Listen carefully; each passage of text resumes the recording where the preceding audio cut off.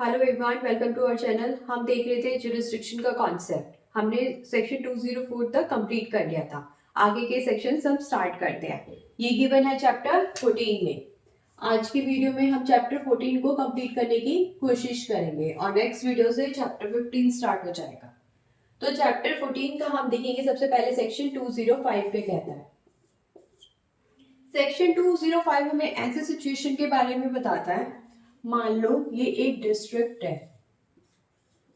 अब डिस्ट्रिक्ट में क्या होती है, डिफरेंट डिफरेंट सेशन डिवीजन। तो ये एक सेशन डिवीजन है, ये एक सेशन डिवीजन है, और यहाँ पर जो है सेशन डिवीजन में एक क्रिमिनल केस चल रहा है। एक क्रिमिनल केस चल रहा है। लेकिन अगर इस केस का ट्रायल इस सेशन डिवीजन में होगा तो जो रिजल्ट है, तो जो जजमेंट है या जो प्रोसीडिंग चल रही है वो किसी तरीके से इन्फ्लुएंस हो जाएगी। वो किसी तरीके से इन्फ्लुएंस हो जाएगी। फॉर एग्जाम्पल, जो इस सेशन डिवीजन में जज बैठा है या मजिस्ट्रेट बैठा है, और जो भी पर्सन जो है विक्टिम है, उसकी कोई पुरानी जो है वो दुश्मनी है। तो उनकी कोई पुरानी दुश्मनी है, तो कहीं ना कहीं जो है इस पुरानी दुश्मनी का इम्पैक्ट जो है वो इसकी प्रोसीडिंग्स पर, इसके जजमेंट पर आ सकता है। या फिर कोई भी ऐसी सिचुएशन जिसकी वजह से हमारी प्रोसीडिंग्स या जजमेंट जो है इन्फ्लुएंस हो सकती है। तो ऐसे सिचुएशन में क्या होता है कि इस सीनियर डिवीजन से दूसरी किसी सीनियर डिवीजन में इस केस को ट्रांसफर किया जा सकता है। क्या किया जा सकता है? ट्रांसफर। क्यों? क्योंकि वो इन्फ्लुएंस हो सकती है। तो हमने सिचुएशन में क्या देखा कि कोई सेशन डिवीजन से दूसरी सेशन डिवीजन में कोई भी क्रिमिनल केस जो है ट्रांसफर किया जा सकता है, और ये ट्रांसफर कौन करेगी? हमारी स्टेट गवर्नमेंट। और स्टेट गवर्नमेंट ऐसा करते टाइम इन चीजों का ध्यान रखेगी। कभी पहले किसी सुप्रीम कोर्ट या फिर हाई कोर्ट ने कोई डायरेक्शन तो नहीं दे रखी थी इसके रिगार्डिंग में, और जो अब मैं डिसीजन दे रही हूँ वो उसके अगेंस्ट ना हो। तो स्टेट गवर्नमेंट क्या कर सकती है? केस को ट्रांसफर। लेकिन उसे ये ध्यान रखना है कि पहले कभी सुप्रीम कोर्ट ने या हाई कोर्ट ने कोई डायरेक्शन तो नहीं दे रखी थी जिसकी वजह से ये इसी सेशन डिवीजन में केस चलना चाहिए। अदरवाइज स्टेट गवर्नमेंट दूसरी सेशन डिवीजन में इस केस को ट्रांसफर कर सकती है। अब हम देखते हैं नेक्स्ट सेक्शन।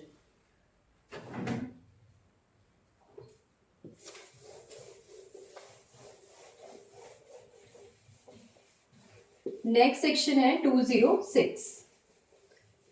206 क्या कहता है? हमने जुरिस्डिक्शन की डिफरेंट डिफरेंट सिचुएशन देखी थी, जहां हमने देखा था कि जैसे कि जर्नी वाला देखा था। कभी किसी जर्नी पर ऑफेंस होता है किसी भी थिंग के साथ या किसी भी पर्सन के साथ, तो उस जर्नी से पास होने वाले सारे ही प्लेसेस के कोर्ट्स जो है जुरिस्डिक्शन ले सकते हैं। तो ऐसी सिचुएशन में क्या हो सकता है? एक से ज्यादा कोर्ट्स जुरिस्डिक्शन ले सकते हैं। एक और सिचुएशन हमने देखी थी, जैसे कि हमने देखा था कोई स्टोलन प्रॉपर्टी जो होती है, एक्सटॉर्शन वगैरह होता है, तो स्टोलन प्रॉपर्टी को जहां रखा जाता है या फिर जहां पर एक्सटॉर्शन या फिर थेफ्ट होता है, वहां पर उस कोर्ट को जुरिस्डिक्शन मिल जाती है।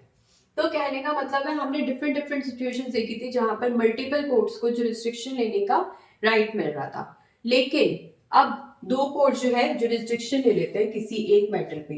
कितने कोर्ट्स? दो कोर्ट्स। दो कोर्ट्स ने क्या ले लिया?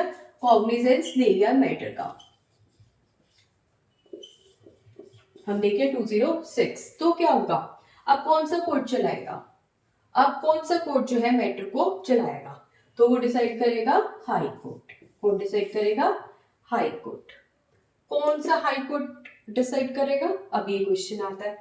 मान लो ये दोनों कोर्ट्स दिल्ली के थे, तो दिल्ली का हाई कोर्ट चलाएगा, फिर तो कोई प्रॉब्लम ही नहीं है। लेकिन अगर ये कोर्ट था हमारा दिल्ली का और ये था हमारा वेस्ट बंगाल का, तो फिर कौन सा कोर्ट चलाएगा? तो फिर दिल्ली का हाई कोर्ट या फिर वेस्ट बंगाल का हाई कोर्ट? तो उस वाले स्टेट का हाई कोर्ट जहां पर पहले प्रोसीडिंग स्टार्ट हो गई थी, जहां पर पहले प्रोसीडिंग स्टार्ट हो गई थी। Proceeding started. तो जहां पर पहले प्रोसीडिंग स्टार्ट हो गई थी,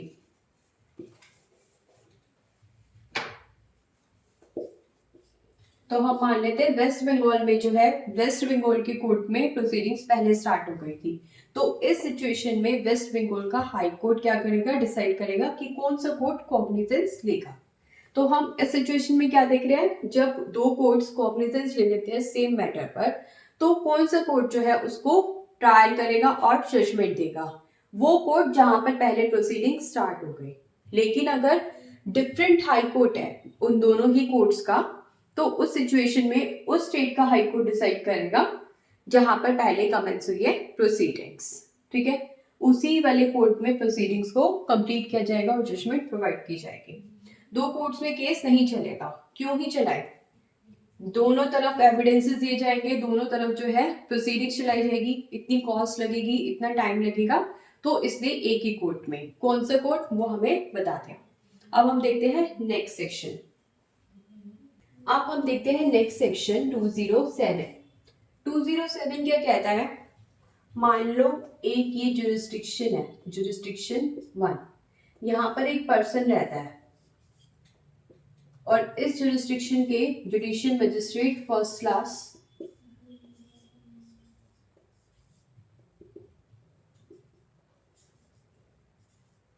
ये, ठीक है। तो ये जो है जुरिस्डिक्शन 1 में ये पर्सन रहता है, तो इस जेएमएफसी का इस पर्सन पे जुरिस्डिक्शन है क्योंकि ये इसकी जुरिस्डिक्शन में रहता है। लेकिन ये पर्सन ऑफेंस इस जुरिस्डिक्शन में नहीं करता, किसी और जुरिस्डिक्शन में कर देता है। और ये जुरिस्डिक्शन ऐसी हो सकती है जो इंडिया के बाहर भी हो सकती है और इंडिया के अंदर भी। तो क्या हुआ है, इस पर्सन ने ऑफेंस कर दिया इस जुरिस्डिक्शन से बाहर, और ये जुरिस्डिक्शन हमारे इंडिया में भी हो सकती है और इंडिया के बाहर भी हो सकती है। तो अब इस सिचुएशन में किस तरीके से काम होगा, तो ये जुडिशियल मजिस्ट्रेट जो है इस पर्सन को अपने सामने अपीयर करवाएंगे। क्या करेंगे, अपने सामने अपीयर करवाएंगे, ठीक है।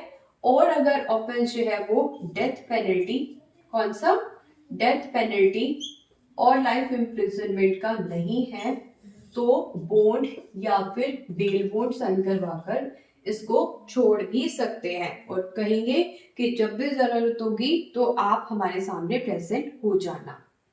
साथ ही साथ ये जो मजिस्ट्रेट है उस मजिस्ट्रेट को इस पर्सन को भेजेंगे जिस मजिस्ट्रेट की इस पर जुरिस्डिक्शन है। और कौन से मजिस्ट्रेट की इस पर्सन पे जुरिस्डिक्शन है, जो इस जुरिस्डिक्शन का मजिस्ट्रेट है उसके पास। तो ये सारे काम हमारे किसको करने हैं, जेएमएफसी को। क्या क्या कि मेरे सामने अपीयर होना है तो आ जाना, तो अपीयर करवा लेगा अपने सामने, कैसे, समन या वारंट भिजवाकर, ठीक है। डेथ पेनल्टी और लाइफ इम्प्रिजनमेंट का सिचुएशन नहीं है, किसी ने ऐसा ऑफेंस नहीं किया जिसकी पनिशमेंट ये है, तो इसको बॉन्ड या फिर बेल बॉन्ड बनवाकर भी छोड़ा जा सकता है। और क्या करना होगा, उस मजिस्ट्रेट को भी साइन करना होगा, जो मजिस्ट्रेट क्या करता है, जो मजिस्ट्रेट दूसरी जुरिस्डिक्शन होल्ड करता है उस मजिस्ट्रेट को भी इस पर्सन को भेजना होगा।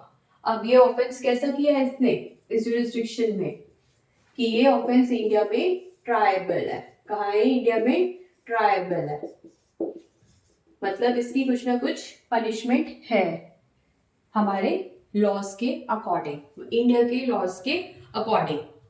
तो ये बात बताई गई है हमारे सेक्शन 207 में।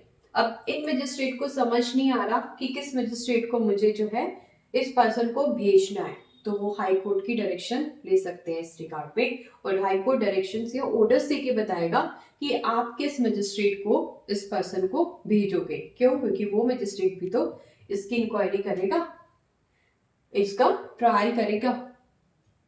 तो यही सारी बातें बताई गई है 207 में।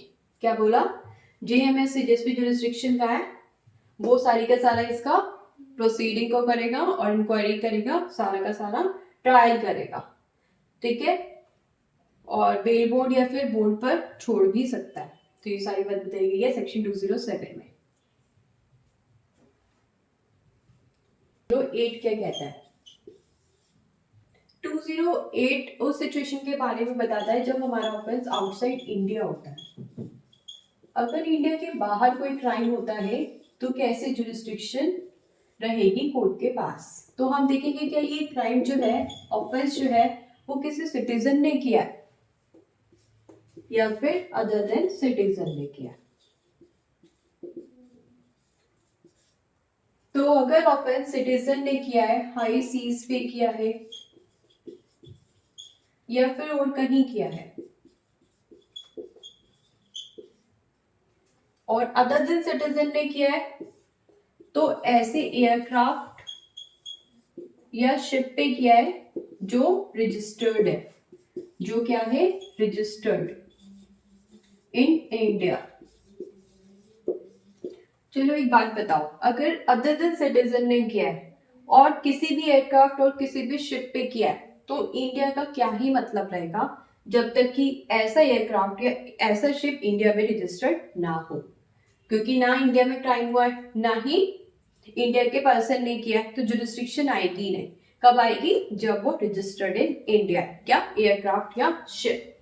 तो ऐसी सिचुएशन में जुरिस्डिक्शन कहाँ रहेगी? जहां पर भी इस ऑफेंस को रजिस्टर किया गया है, रजिस्टर किया गया है इस ऑफेंस को, या फिर जहां पर भी ऑफेंडर मिला है।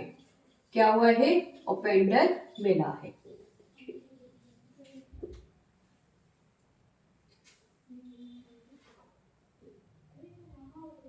और ऐसा करने से पहले क्या होगा? सेंट्रल गवर्नमेंट की प्रायर परमिशन लेनी होगी, अदरवाइज किसी भी ऐसे ऑफेंस का ट्रायल या फिर इंक्वायरी नहीं की जा सकती। तो सेंट्रल गवर्नमेंट से परमिशन लो और उसके बाद जो है इंक्वायरी या फिर ट्रायल कंडक्ट करो।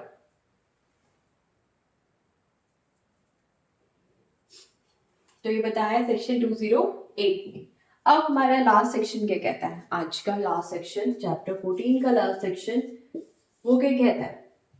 जब भी कोई ऑफेंस आउटसाइड इंडिया होगा तो एविडेंसेस किसको मिलेंगे?